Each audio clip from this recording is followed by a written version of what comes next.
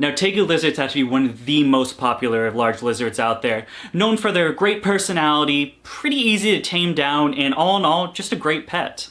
With that being said, there are definitely some things I wish I knew when I first started keeping Tegus, and just some tips and tricks I think can help out the new Tegu owner. So with all that being said, let's sit back, relax, and dive into... what's the title?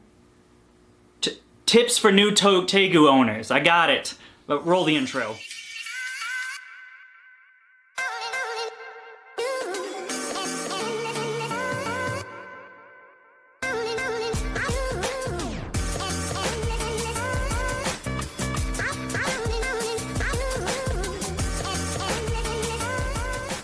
Now the first tip I want to go over is using grow tents for Tegus. Now, if you've been following this channel for any amount of time, you'll know that I'm a huge advocate for grow tents. I have quite a few that I use for a bunch of different lizards, large lizards, monitors, tegus, things like that. I'm actually an admin of a grow tent reptile group, Intense Reptiles, so I'm pretty pro grow tent, I guess is what I'm getting at. So might be a little biased, but all I'm saying is when you're talking about temporary housing for a Tegu, I mean, these babies are gonna get massive at a very quick rate. I guess not massive, but I mean, you're going from a baby Tegu to get this big, that's gonna get about this big in a year.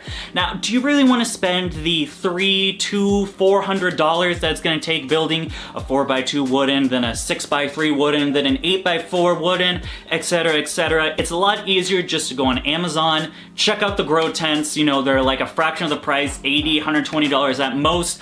Then you can come back to this channel. I've got plenty of grow tent videos on how to set one up for a Tegu, and boom, you save yourself a lot of money. Personally, for my Tegu, I've had him in grow tents for 2.5 years. I know it's over 2 years, I don't know the exact time, but I've had zero problems with the grow tents. No ripping, no getting out, no escapes, nothing really bad happening with the grow tents. I think they're a great alternative to your standard enclosure, and it's something when you're talking about temporary housing, you can get a real, you can save a lot of money doing that. All right, moving on to tip number 2, let's talk about your local butcher. Now, some of you guys know from owning Tegus, you know, doing the research beforehand, hopefully you did do the research beforehand, right? You didn't just say, I want a Tegu, and then you're coming to this video, and then you're gonna get a Tegu. That's not what this video is for. Now, as you guys know, Tegus have a wide variety when it comes to their palate. Multiple of the proteins, different meat options, insects, veggies, fruits, etc. And when it comes to the protein options, they can get a little expensive. For this reason that I always recommend new Tegu keepers to start looking out for your start looking out for your local butcher shop. This is gonna be places where you can source stuff like chicken hearts, livers, necks, things like this at a much cost-worthy-ish price than going to like the local supermarket, not superstore. All right. Definitely when I went for my Tegu getting around that 8 to 12 months age where he's really gonna need a lot more meats and things like this versus just getting those insects that you could provide as when they're juvenile, I really saved a lot of money going from to my local butcher. I guess it's just not the day to make videos. Local butcher shop, meats, lower price, you save money. Jesus Christ, can we just move on to the next tip without me getting tongue-tied? Oh. All right, moving on, let's get into tip number 3, Tegu puberty's real. Get ready for it. Now, I didn't really look too much into Tegu puberty before I got my Tegu. It was something that was just in the back of my mind. It's like, oh yeah, they'll get a little hormonal and get a little territorial, things like that. And then my Tegu reached that age where it's Tegu puberty time, and boy, do I regret not being prepared. I won't get too much into Tegu puberty. If you guys are interested in learning a bit more, I do have this video right here. The fact is, Tegu puberty's real. They become a little bit of, what's the word? A dick. Real dickish around this time. Not a happy camper. Tegu puberty. I do want to brush up on is just the fact of, well, being prepared for when that happens. You know, there will be one day during that time frame of when Tegu puberty is usually occurring. It's the fact that your Tegu's gonna go from this happy-go-lucky lizard that loves climbing on you to one that wants to bite you. Bite your fingers. I haven't been bitten too many times by Tegus. Tip number 4. Brumation's a thing, and it freaking blows. I was gonna say the F word, but I'm trying to make sure. I want YouTube to monetize me, so I've been trying to cut out the swearing. I'm sorry, YouTube, please give me money. I wasn't a stranger with reptile brumation when I first got my Tegu. I've had bearded dragons. They're actually my first reptile I've ever had. And of course, bearded dragons go through the same thing, so I kind of had an understanding about brumation. However, bearded dragon brumation and Tegu brumation is very different, and the key difference is the length. Now, when my bearded dragons went down for brumation, we were talking about anywhere from 6 to 10 weeks usually, and then they're up and at 'em, they're ready to be your pet again. My Tegu is a very much longer experience. I was one of those unfortunate people where I got my baby Tegu at the time he was 6 weeks in October, I want to say. So he reached that age bracket where he was going to go down for brumation. So I had my baby Tegu, and this was my dream reptile. I waited like 4 years to get this Tegu. And then he went into brumation. And then he went into brumation for 7 months. Now, while brumation for Tegu seems to vary on individual cases, some, are gonna wake up again, even at that 6 to 10 weeks, they might brumate not as long, where others, if you're living up north and the weather gets cooler and doesn't get warmer very fast, you might wanna have to buckle down for that 6 to 7 months. Now, I know, it sucks. Take it from me, man. I'm so heartbroken when my Tegu starts looking sleepy and he's gonna go down. It's always a rough time of the year when that happens, but there's a silver lining, folks. There is.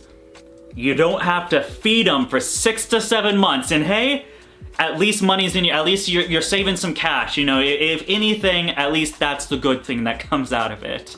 And then lastly, going down to tip number 5. This is the one I really wish I did starting out with my Tegu, because it's hard getting him to break this cycle. It's been a real pain in my butt.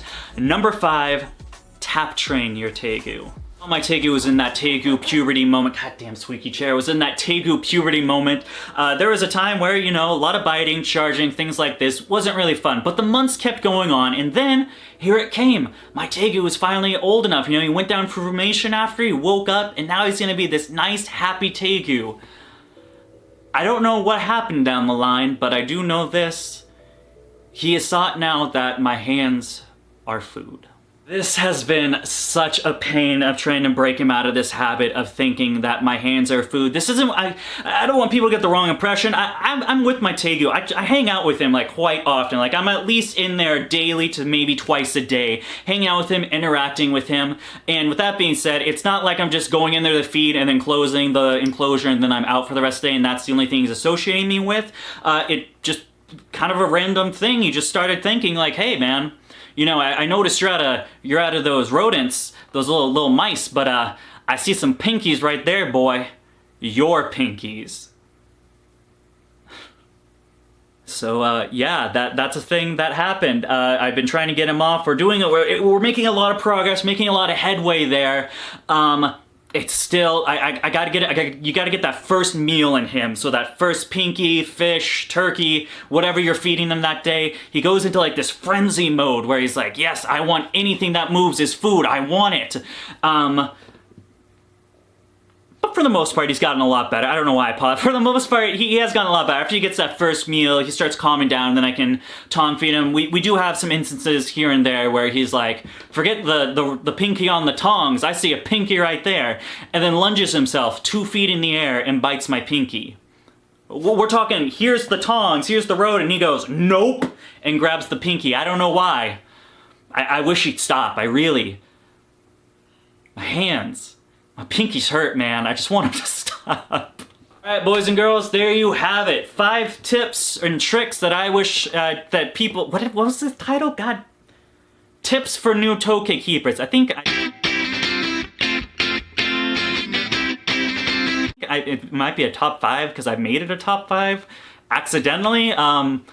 Whoops. Let's talk about the outro and some bonus stuff. Now, if you liked the video, please feel free to give us a thumbs up. If you want to see some more of my animals or my breeding projects, you can follow me on Facebook, Instagram, DBCB Exotics.